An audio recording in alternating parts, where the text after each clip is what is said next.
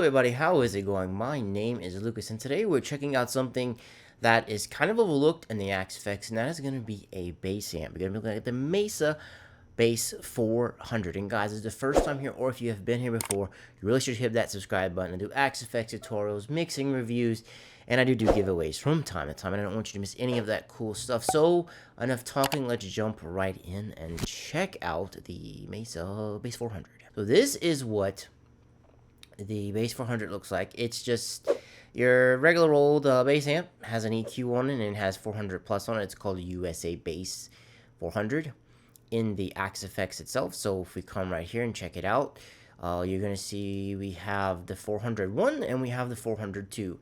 Main difference between these is it's not much. The one doesn't have a bass shift and the two does have a bass shift. So bass I'm going to be using today is my Schecter Stiletto. It's a 35 inch radius bass and standard tuning. It's 5-string IR. I literally went into the cab section default and I picked the USA Bass one. This is from ML Sound Lab. I picked the best one that I could find. I just picked the one with the 57 in it.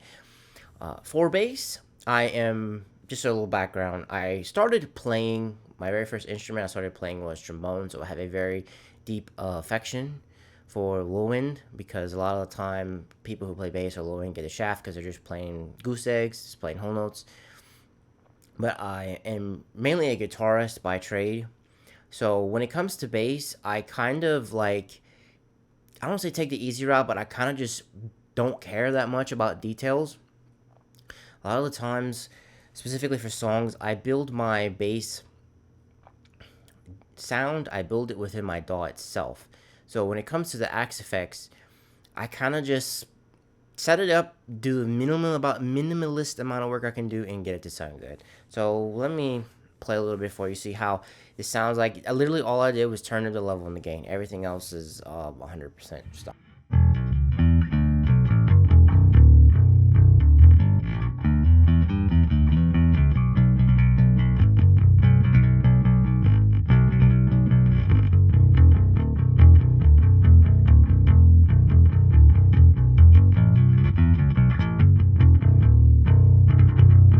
Okay, so just loading up bass 1 and playing, this sounds pretty good to me.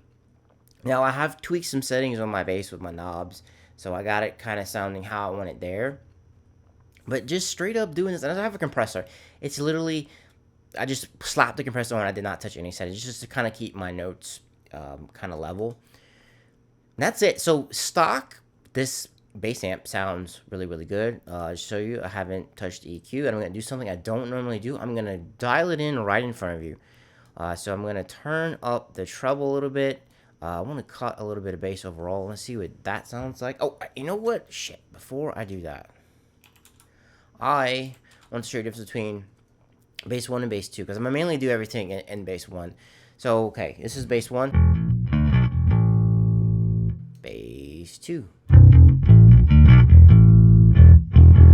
I don't know if you were able to kind of hear that on your end, but definitely in my room, the low end is a lot more boomier. So I think what the bass shift does is it shifts it more toward lower on the bass spectrum. I don't know exact frequencies, but it's shifting it more toward the, like the 30 hertz range, somewhere down there. So, in the 30s, in a really low range. So that's really only thing I can see between the two bass ones. There's a treble shift, but that's not modeled in here. So my professional advice, if your bass doesn't have a lot of low end, which is kind of sounds weird, but if you find you have to push the bass a lot to get a lot of low in your bass, use the bass shift on. If not, just stick on one. It's like I said, just keep it simple. I just find keeping it simple is better. So treble and bass, let's see what this sounds like.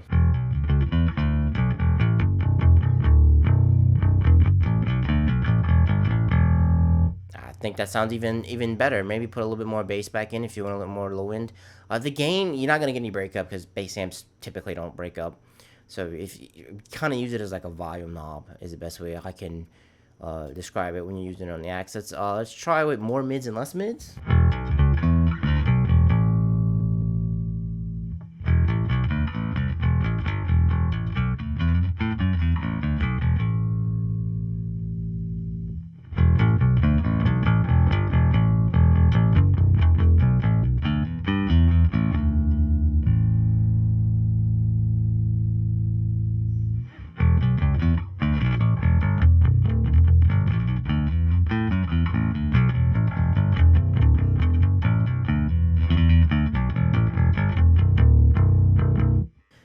Guys, that is well, let's try the bright switch on and off. So I'll play a little bit, and because it like already sounds good. Like I don't even really want to touch the EQ, because when I record bass, I like to keep things very flat, very neutral, basically almost DI like.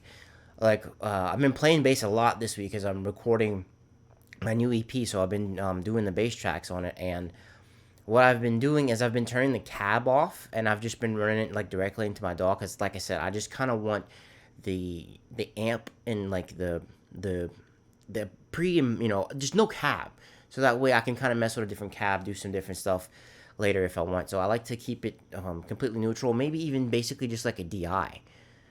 I find like recording it like this without a cab is a little bit better than DI on the Axe Effects, because you kind of don't really have to worry about level as much. It's easier, a little bit easier to get level. But that's just me. I mean, you give me just most of the time. Sorry, I'm ranting. I prefer a good DI. You give me a good DI, and I'll mix it up in my DAW. Because for bass, a good DI and a good performance is really more important than tone, in my opinion. Because you can kind of shape the tone a lot more inside the DAW itself. So if you have a good performance and a good good finger tone, if you play with your fingers, a good tone and performance is better than necessarily a good sound, in my opinion, whenever it comes to bass. So what was I gonna do? I lost my train of thought. Oh, bright switch.